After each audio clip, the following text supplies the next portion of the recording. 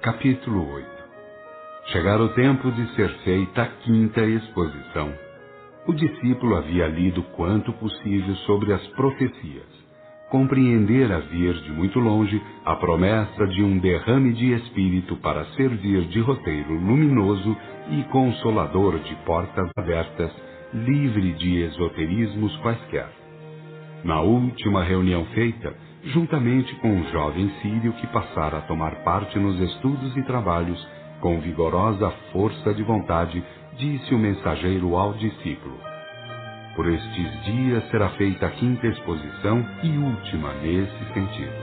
Que a vossa conduta seja boa, exemplares os vossos atos, a fim de que o equilíbrio espiritual concorra para a melhor lembrança dos acontecimentos. Sugiro que leiam regularmente bons livros para que vossas mentes permaneçam em perene contato vibratório com o mundo espiritual e assim possam colher benefícios vários. Se é certo que as boas obras redundam em boas recompensas, também é certo que o primeiro vem o conhecimento e depois a realização. Procurai, pois, conhecer a fim de que possais realizar. As boas leituras fazem as grandes almas, porque preparam mentes superiores, inteligências cultivadas e caráteres nobres. Realmente, o pequeno grupo espargia sua atividade, contribuía para a iluminação de quantos ali aportavam, tangidos pela dor ou movidos pela natural vontade de conhecimentos. Aos que vinham pela dor, o mensageiro ordenava estudos e reforma íntima. Deviam deixar os vícios e as más palavras, a inveja, o ódio, a mentira, a calúnia, o ciúme, o adultério, o alcoolismo, o jogo, o egoísmo, que se dedicassem às obras de auxílios mútuos, de paz, de tolerância, de perdão, a fim de que o equilíbrio psíquico forçasse a cura carnal e o saneamento dos envolvimentos espirituais. Dera-lhes para ser lida e meditada a seguinte oração, que vale por um portento de compreensão das leis de origem, de plano evolutivo e de finalidades a serem atingidas. Sagrado princípio do universo, origem de tudo e de todos, na divina luz que tu és, como filho teu que sou, desejo espelhar-me cultivando o amor e a sabedoria. Sei, divina luz fundamental, que sou herdeiro de tuas glórias inefáveis. Compreendo, Senhor do infinito, que devo despertar-me no teu seio de luz e de poderes, a fim de vir a ser, consoante teus santos desígnios, reflexo perfeito das graças e das verdades eternas. Ampara-me, ó luz divina, para que eu possa vencer as lutas deste mundo.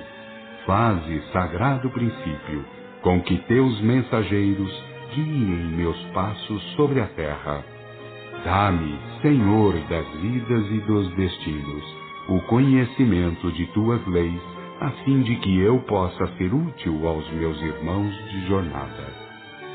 Pai nosso, fundamento sagrado, apelo a Jesus Cristo, diretor planetário, a quem enviaste como derramador do Espírito sobre toda a carne, para merecer a cooperação de suas legiões iluminadas. Necessitamos, Senhor, das graças da revelação, da assistência dos Espíritos misericordiosos. Faze, Jesus, emissário divino, que nossos pensamentos sejam puros, que nossos sentimentos sejam nobres, que nossas obras sejam dignas exemplificações de teus ensinos. Ampara-nos, Jesus, em nossos anseios de santidade e de sabedoria, a fim de que possamos viver a paz e a tolerância, o perdão e a solidariedade.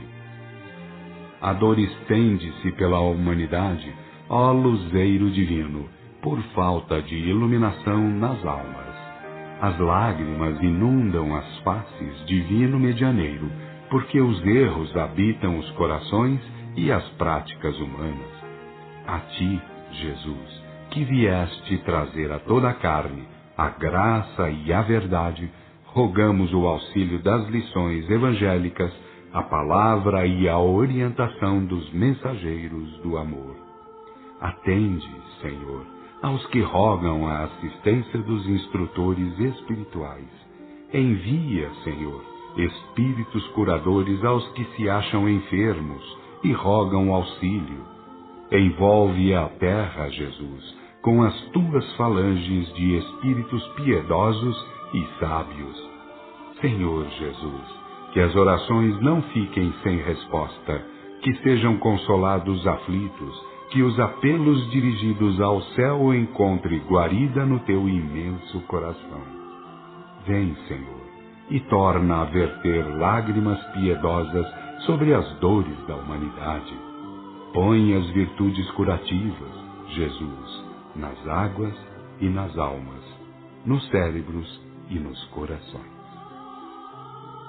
Aos que vinham tangidos pelo gosto de saber, impulsionados pela chama interna dos anseios emancipadores, aconselhava continuarem firmes na senda investigadora, a par dos melhores exemplos na conduta social. Ressaltava sempre que a marca do homem está exposta na sua conduta, no seu comportamento junto aos irmãos de origem e destino, mormente aqueles que têm menos, que mais carecem de solicitude e contribuições edificantes.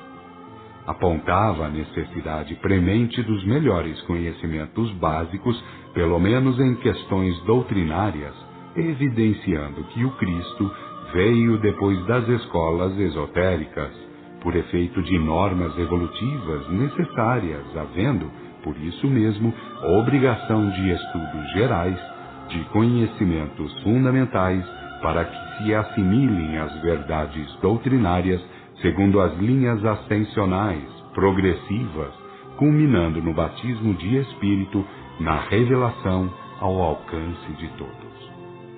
E quando alguém lhe fazia alguma pergunta referente ao zelo que punha no cultivo da revelação, respondia o mensageiro com inteireza de exatidão, lembrando a tremenda responsabilidade do uso mediúnico. O próprio Deus, dizia ele, para colocar a revelação ao alcance de toda a carne, enviou o seu máximo representante planetário, a fim de realçar a questão no plano das responsabilidades, e afirmava de modo radical que seria melhor nada fazer do que aplicá-la contrariando os preceitos normativos da lei. Era comum apontar como exemplo lapidar aquele conceito do Cristo sobre não haver perdão para o blasfemo do Espírito Santo. E assim fazendo, revelava o que era a revelação para Jesus e como deveriam estimá-la os cristãos. E nós sabíamos que ele estava simplesmente certo, apenas justo em suas apreciações, porque o divino modelo não só veio trazer a graça para todos, mas também deixar a marca inolvidável do mais integral e inelutável exemplo. O discípulo aguardou a hora de ser chamado para ouvir a última exposição, e a hora chegou, dias depois, normalmente. Apareceu-lhe o mensageiro dizendo: "Vamos ao encontro da quinta exposição." Partiram, portanto, no rumo da região determinada, e ao chegarem ao imenso local, falou-lhe o mensageiro: "Fiquemos na porta de entrada por algum tempo." O discípulo não sabia porquê, mas dentro de alguns minutos ficou sabendo. Viu os que vinham sendo trazidos, alguns em melhor estado, outros em calamitosas condições e situações. Viu o moço dos ataques, que vinha constrangido e rebelado, sem consciência da grandeza que estava a repelir. Viu a jovem protestante, sorridente e feliz, acompanhada de 2 espíritos luminosos. E viu o jovem sírio acompanhado de alguns espíritos amigos cheios de alegria. "Isto é maravilhoso!" exclamou ele, observando o que ocorria. Inteligente, o mensageiro aduziu: "Nem para todos, como pode observar, a luz divina que se traduz pelas mais sublimes lições converte-se em objeto de repulsa para alguns irmãos destituídos de compreensão. as obras de preparação ou de iniciação continuam sendo semeaduras naturais e simples de nós para os encarnados, porém complexas dos encarnados para nós. Conforme as ordens superiores, lançamos as sementes em igualdade de condições, aguardando os respectivos resultados, e como pode observar, elas continuam caindo em lugares diferentes, em terras boas e em terras improdutivas. É lastimável, falou o discípulo, constatando o menosprezo de muitos em relação aos programas pré-traçados no mundo espiritual antes do reencarne. E o mensageiro emendou, reduzindo a questão a termos. Realmente, quem vai à reencarnação e não quer pensar nas sagradas finalidades da vida, por certo não lhe honra a grandeza da oportunidade. Malbaratar uma passagem pela carne é preparar outra em muito piores condições. Todavia, quem renega a importância fundamental do amor e da ciência, logo mais cederá aos imperativos deprimentes do sofrimento. Diante de um que vinha trazido por 4 servidores numa padiola por estar gravemente enfermo, disse: observe esse que aí vem. É um dos aprendizes desta região e local que desceu em ótimas condições exteriores para intentar necessárias realizações interiores. Entretanto, mergulhado na matéria, só tem os olhos para o mundo e sentidos para viver animalescamente. As extravagâncias alcoólicas e sexuais já o minaram, de forma a lhe diminuir os anos de vida, além de lhe embotarem terrivelmente as possibilidades psíquicas. Ao invés de cultivar os melhores contatos com o plano de origem pela conduta exemplar, tudo tem feito em sentido contrário. É triste, comentou o discípulo penalizado. Acrescentou o mensageiro: note-se que para um em boas condições também basta um servidor para trazê-lo, enquanto que ele, sozinho, ocupa 4. Observe que o céu cumpre o que promete, para efeito de personalidade individual. Quando voltar e chegar a hora de compreender o motivo de tantos sofrimentos e duras provas no porvir, contra quem poderá falar? A quem poderá acusar? O discípulo ficou a meditar, sem responder coisa alguma. O mensageiro continuou, concluindo: ninguém vai ao mundo carnal para esquecer o céu interior que lhe cumpre desabrochar. É por isso que Jesus encareceu a necessidade de orar e vigiar, para não ceder às tentações do mundo. E não é preciso repetir que as tentações interiores são piores do que as exteriores. Egoísmo, orgulho e luxúria são piores do que assaltos espirituais inferiores. Inveja, falsidade, mentira e ódio conseguem mais do que falanges maldosas contra a criatura encarnada. A falsa fé que descansa nos mancais corruptos da idolatria, da superstição, do comercialismo religioso e das aparências de culto espiritual, chafurda mais seres nos abismos do que as perseguições infernais exteriores. Em tom de grave compenetração, murmurou o discípulo: grave, muito grave é o problema do céu interior, a ser desabrochado da criatura. Estavam chegando os 2 irmãos expositores, quando o mensageiro rematou: convém não esquecer a lei moral. Aquele que foi ao mundo carnal para derramar do Espírito sobre a carne, deu cumprimento à lei moral. Ninguém cometerá erro pelo fato de lhe seguir as pegadas. O expositor subiu à tribuna, lembrando que seria aquela a última exposição da série. Haveria sempre novas séries para novos discípulos e aprendizes. Entretanto, lembrava a importância de não haver vantagem nas repetições. E ressalvou a demora entre a 4ª e a 5ª lições, tecendo considerações em torno dos estudos que deviam ser feitos pelos aprendizes. Como estivesse de Bíblia na mão, fez breve recapitulação das 4 lições anteriores, dizendo que a chamada sabedoria antiga ou esotérica nunca seria menos do que a introdutora do batismo de Espírito trazido pelo Cristo. Lembrem-se, afirmou ele, que os antigos grandes mestres deixaram seus ensinos e desencarnaram assim ficando. Quanto ao Cristo, somente saudou a celeste promessa do batismo do Espírito Santo depois de voltar como Espírito. É conveniente saber, portanto, que a Igreja Viva foi edificada sobre a revelação pelo único Mestre que ultrapassou os poderes da morte, regressando como Espírito a fim de epilogar a sua função missionária. Buscai nas páginas gloriosas da história religiosa e não encontrareis fato semelhante. O ambiente fremia, porque o expositor falava, agora, com tremendo vigor. Sua palavra parecia invadir os corpos espirituais, penetrar nas mentes e erradicar-se nas profundezas da centelha espiritual.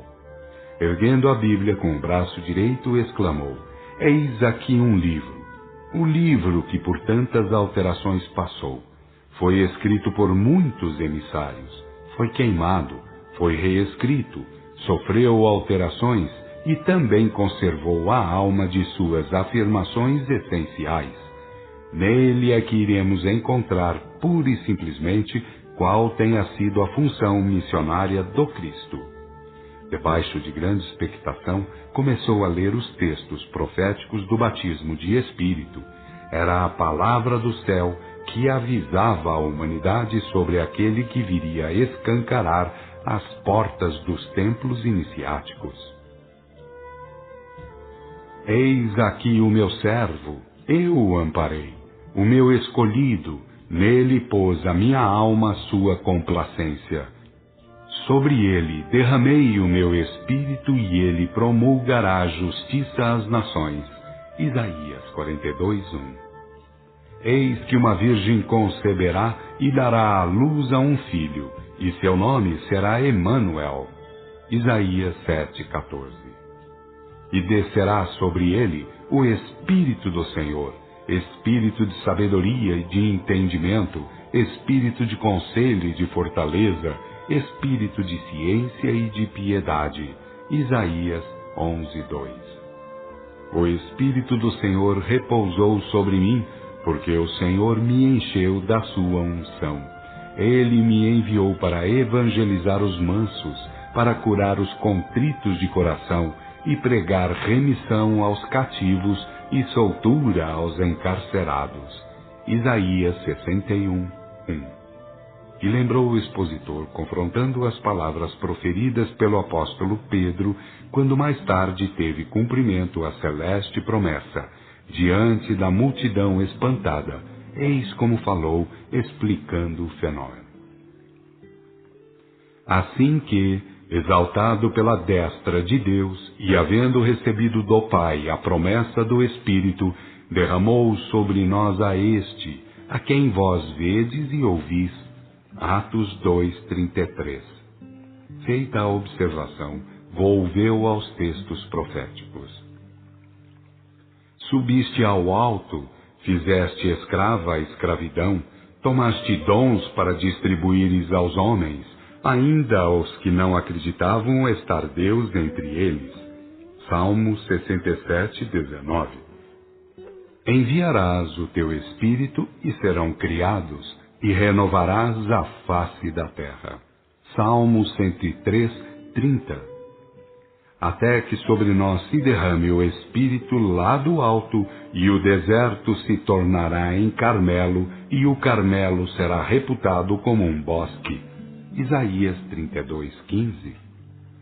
Porque eu derramarei água sobre a terra sequiosa, e rios sobre a seca. Derramarei o meu espírito sobre a tua posteridade, e a minha bênção sobre a tua descendência. Isaías 44:3. E eu lhes darei um mesmo coração, e derramarei em suas entranhas um novo espírito, e tirarei da sua carne o coração de pedra, e dar-lhe-eis um coração de carne. Ezequiel 11:19. E porei o meu espírito no meio de vós, e farei que vós andeis nos meus preceitos, e que guardeis as minhas ordenanças. Ezequiel 36:27. E derramarei o meu espírito sobre toda a carne, e vossos filhos e vossas filhas profetizarão. Os vossos velhos serão instruídos por sonhos, e os vossos mancebos terão visões. Joel 2:28.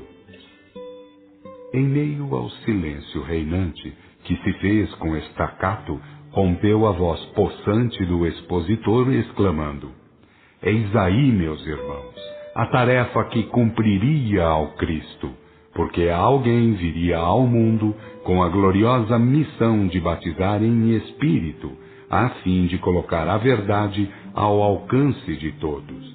E passou os textos do Evangelho, isto é, aqueles textos documentários que confirmam a função missionária de Jesus. Eram as palavras do precursor, daquele que, vindo na frente, apresentaria o derramador do Espírito sobre a carne. E eu não o conhecia, mas por isso eu vim batizar em água, para ele ser conhecido em Israel. Aquele sobre que tu vires descer o Espírito e repousar sobre ele, esse é o que batiza no Espírito Santo. João 1:31-33. Ele vos batizará no Espírito Santo e em fogo. Mateus 3:11. Porque a lei foi dada por Moisés, a graça e a verdade foram trazidas por Jesus Cristo. João 1:17. Após a leitura do último texto, que é de João Evangelista, lembrou o expositor as palavras seguintes do mesmo apóstolo para significar quanto Jesus estava empossado de função missionária. Porque aquele a quem Deus enviou, esse fala palavras de Deus, porque não lhe dá Deus o Espírito por medida. João 3:34. E prosseguiu, passando adiante, as palavras do próprio Jesus sobre a missão que lhe cumpria executar. Porque a lei já vinha de muito antes, havendo sido renovada no seio dos tempos e dos povos, conforme o comprovam antiquíssimos documentos búdicos, também sendo exato que a verdade ou ensinos da revelação pairavam trancafiados nos templos iniciáticos, dentre os quais os essênios fulguravam pelo recato de suas práticas. Mas o Consolador, que é o Espírito Santo, a quem o Pai enviará em meu nome, ele vos ensinará todas as coisas e vos fará lembrar de tudo quanto vos tenho dito. João 14:26. O que crê em mim, como diz a Escritura, do seu ventre correrão rios de água viva. Isto, porém, dizia ele, falando do Espírito que haviam de receber os que crescem nele, porque o Espírito não fora dado por não ter sido ainda glorificado Jesus. João 7:38 e 39. Porque se eu não for, não virá a vós o Consolador, mas se for, enviar-vo-lo-ei. João 16:7. Quando vier, porém, aquele Espírito de verdade, ele vos ensinará todas as verdades, porque ele não falará de si mesmo, mas dirá tudo o que tiver ouvido e anunciar-vos-á as coisas que estão para acontecer. João 16:13.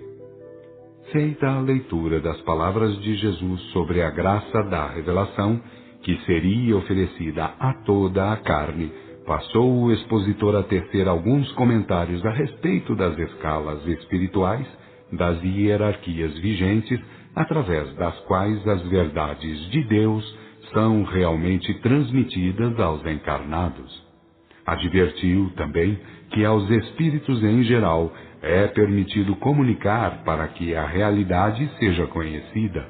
Lembrou a necessidade perene de severa vigilância nas obras, porque é pelas obras nefandas que os homens abrem caminho aos espíritos de baixo calão, mentirosos e enganadores.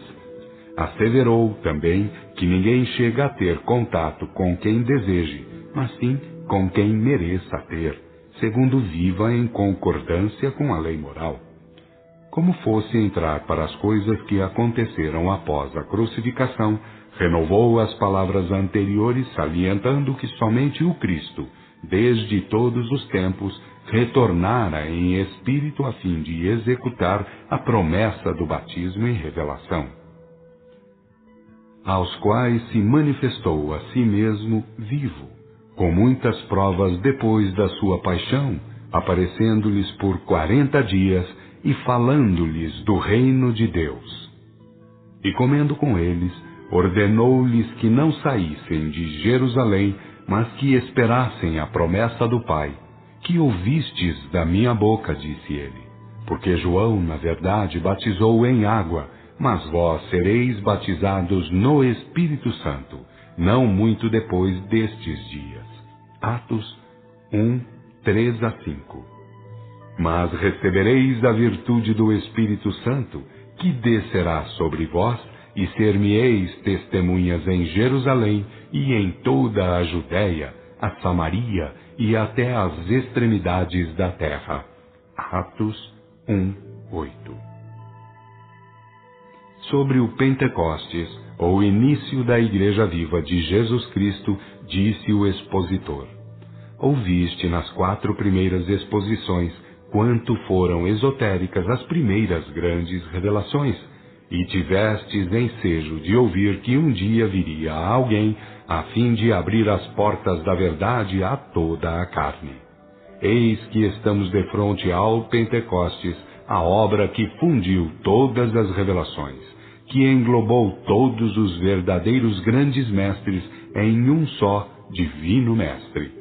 Eis que a iniciação tornada franca, ampla, começou com os apóstolos e mais algumas dezenas de pessoas, a fim de ir aos poucos envolvendo a terra, ganhando a humanidade para a verdade.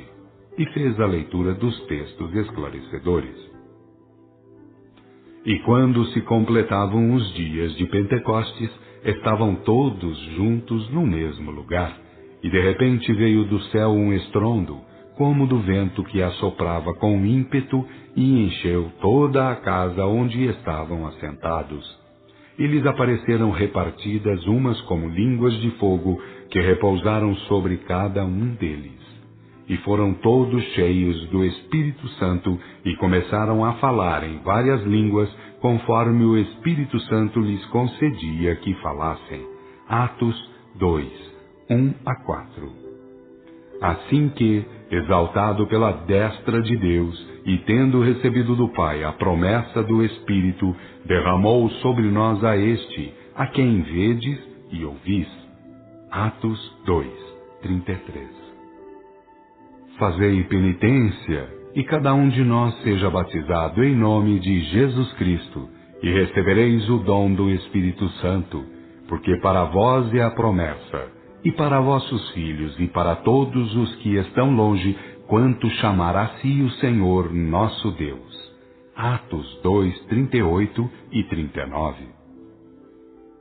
Estava cumprida a promessa. Disse-lhes o expositor: estavam abertas as portas da iniciação a todos os povos da terra. O véu do templo se rasgara de alto a baixo. Desaparecera o chamado véu de Ísis, que significava a necessidade de manter a verdade sob a reserva esotérica. A graça e a verdade, vindas para todos por meio de Jesus Cristo, estavam entregues à humanidade. Continuando a leitura, evidenciou os efeitos da revelação, porque ela marchava com os seguidores do Cristo, continuando a fazer apóstolos e prosélitos. Estando Pedro ainda proferindo estas palavras, desceu o Espírito Santo sobre todos os que ouviam a palavra. Atos 10, 44. E como eu tivesse começado a falar, desceu o Espírito Santo sobre eles, assim como também tinha descido sobre nós no princípio. Atos 11:15. E havendo-lhes Paulo imposto as mãos, veio sobre eles o Espírito Santo, e falaram em diversas línguas e profetizaram. Atos 19:6. A caridade de Deus está derramada em nossos corações pelo Espírito Santo que nos foi dado. Romanos 5:5. Por eficácia de sinais e prodígios, em virtude de Espírito Santo, de maneira que, desde Jerusalém e terras comarcãs ao Ilírico, tenho enchido tudo do Evangelho de Cristo. Romanos 15:19. Para que a bênção de Abraão fosse comunicada aos gentios em Jesus Cristo, a fim de que, pela fé, recebamos a promessa do Espírito. Gálatas 3:14. O qual em outras gerações não foi conhecido dos filhos dos homens, assim como agora tem sido revelado aos santos apóstolos e profetas pelo Espírito, que os gentios são cordeiros, incorporados e juntamente participantes de sua promessa em Jesus Cristo pelo Evangelho. Efésios 3:5 e 6. Diante destas últimas afirmativas, de que pelo batismo de Espírito foram eliminados os conceitos de pagão e gentil, o expositor fez preciosa observação, encarecendo a obra maravilhosa de Jesus Cristo, envolvendo num divino amplexo toda a humanidade. Não extingais o Espírito, não desprezeis as profecias, examinai, porém, tudo e abraçai o que é bom. 1 Tessalonicenses 5:19-21. Guarda o bom depósito pelo Espírito Santo que habita em nós outros. 2 Timóteo 1:14. Confirmando ao mesmo tempo Deus com sinais e maravilhas, e com virtudes diversas, e com dons do Espírito Santo, que repartiu segundo a sua vontade. Hebreus 2:4. Porque em nenhum tempo foi dada a profecia pela vontade dos homens, mas os homens santos de Deus é que falaram, inspirados pelo Espírito Santo. 2 Pedro 2:21. Ora, o que guarda os seus mandamentos está em Deus, e Deus nele, e nisto sabemos que ele permanece em nós, pelo Espírito que nos deu. 1 João 3:24. Caríssimos, não creais a todo o Espírito, mas provai se os Espíritos são de Deus, porque são muitos os falsos profetas que se hão levantado no mundo. 1 João 4:1. Aquele que tem ouvidos, ouça o que o Espírito diz às igrejas. Reuniões de crentes. O que sair vencedor ficará ileso da segunda morte. Apocalipse 2:11. O expositor, depois de alinhar tão grande número de textos comprovativos da verdadeira Igreja de Jesus Cristo, edificada sobre a revelação, teceu comentários sobre as 9 faculdades fundamentais, segundo Paulo entendeu e pregou. Passaremos adiante o texto bíblico para que cada qual analise e tire o melhor proveito. E sobre os dons espirituais não quero, irmãos, que vivais em ignorância. Sabeis que, quando éreis gentios, concorríeis aos simulacros mudos, conforme éreis levados. Portanto, faço-vos saber que ninguém que fala pelo Espírito de Deus diz anátema a Jesus, e ninguém pode dizer Senhor Jesus, senão pelo Espírito Santo. Há, pois, repartição de graças, mas um mesmo é o Espírito, e os ministérios são diversos, mas um mesmo é o Senhor. Também as operações são diversas, mas o mesmo Deus é o que obra tudo em todos, e a cada um é dada a manifestação do Espírito para proveito. Porque a um pelo Espírito é dada a palavra de sabedoria, a outro, porém, é dada a palavra de ciência, segundo o mesmo Espírito, a outro a fé pelo mesmo Espírito, a outro a graça de curar as doenças em um mesmo Espírito, a outro a operação de milagres, a outro a profecia, a outro discernimento dos espíritos, a outro a variedade de línguas e a outro a interpretação das palavras. Mas todas essas coisas obra só um, e o mesmo Espírito repartindo a cada um como quer. 1 Coríntios 12, 1 a 11. Não se esqueceu o expositor de encarecer o devido discernimento, pois não se deve confundir a unidade doutrinária do batismo de Espírito com as diversas manifestações mediúnicas e os variantes graus e matizes da escala hierárquica espiritual.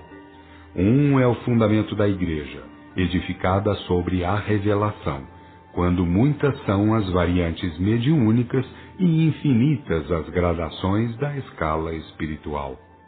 Devemos lembrar, de nossa parte, que sempre é bom situar o expositor na época histórica e no seu alcance discernitivo, fazendo o melhor possível dentro dos limites de suas possibilidades interpretativas. Convém lembrar aquelas palavras de Jesus sobre serem muitas as verdades ainda não ensinadas por causa do pouco entendimento das gentes. O expositor leu, a seguir, o texto que deveria ser o penhor de conduta de todos os crentes em Jesus Cristo, porque é impossível ser cristão sendo inimigo da revelação. Comentou ele a conversão de Paulo através de um grandioso fenômeno revelacionista, afirmando ter sido dali em diante o maior pregador e pugnador da Igreja viva do Cristo, quer fosse pela sua cultura e compreensão, quer fosse pela sua indômita coragem diante dos mortais perigos que teve de enfrentar. Depois da reunião do Pentecostes, que ficou sendo o modelo das reuniões, Paulo foi o verdadeiro arauto de seus prolongamentos pelo mundo. Onde quer que fosse, em meio a quaisquer perigos, ensinava e dava exemplos sobre a graça e a verdade trazidas por Jesus Cristo. As reuniões espiritualistas, ensinadas pelo apóstolo dos gentios, foram simples e livres de quaisquer aparatos. A importância estava na inteligência sadia e nos mais nobres sentimentos esposados. Eis como lhe ensinou a fazer uso do batismo de Espírito. Se, pois, toda a igreja se congregar em um corpo, e todos falarem línguas diversas, e entrarem então idiotas ou infiéis, não dirão porventura que estáis loucos? Porém, se profetizarem todos, e entrar ali um infiel ou um idiota, de todos é convencido, de todos é julgado. As coisas ocultas do seu coração fazem-se manifestas, e assim, prostrado com a face em terra, adorará a Deus, declarando que Deus verdadeiramente está entre nós. Como haveis de proceder, irmãos? Quando vos reunirdes, se cada um de vós tem o dom de compor salmos, tem o de doutrina, tem o de revelação, tem o de línguas, tem o de as interpretar, faça-se tudo isto para a edificação. Ou se alguns têm o dom de línguas, não falem senão 2, ou quando muito 3, e um depois do outro, e haja algum que interprete o que eles disserem. E se não houver intérprete, estejam calados na igreja, e não falem senão consigo e com Deus. Pelo que toca, porém, aos profetas, falem também só 2 ou 3, e os mais julguem o que ouvirem. E se neste tempo for feita qualquer revelação a algum outro dos que se acham assentados, cale-se o que falava primeiro. 1 Coríntios 14, 23 a 30.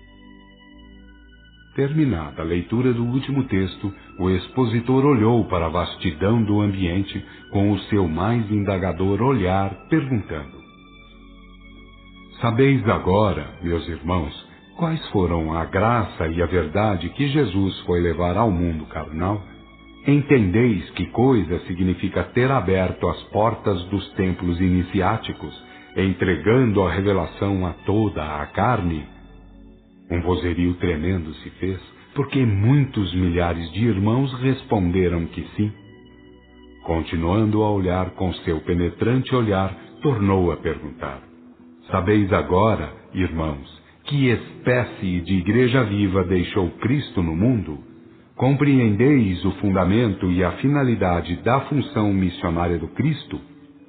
Outra vez o ruído tonitruante prorrompeu, enchendo o vastíssimo salão, e o expositor volveu a perguntar: sabeis agora que sistema de reunir tiveram os apóstolos e seus continuadores para manter contato com o mundo espiritual?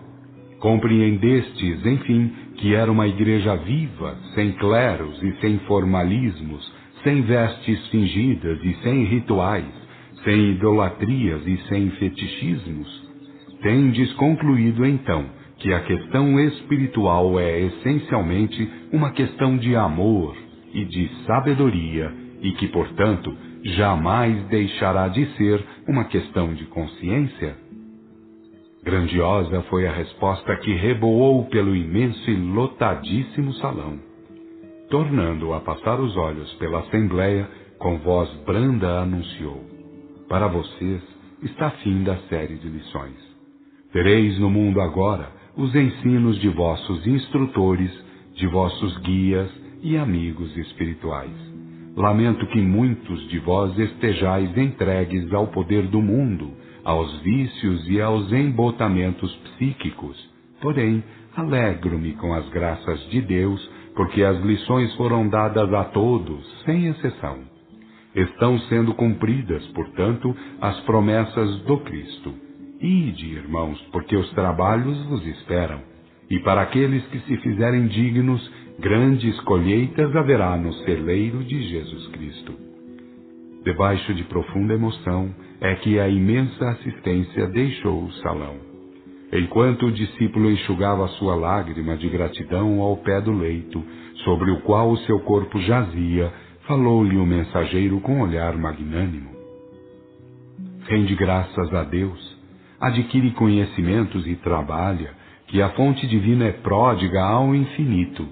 Todavia, não te esqueças, ama ao teu próximo. Faze pela tua evolução o quanto possas. Enxuga tuas lágrimas, conforta os corações aflitos. E o discípulo sentiu-se acordado, consciente de tudo quanto ocorrera.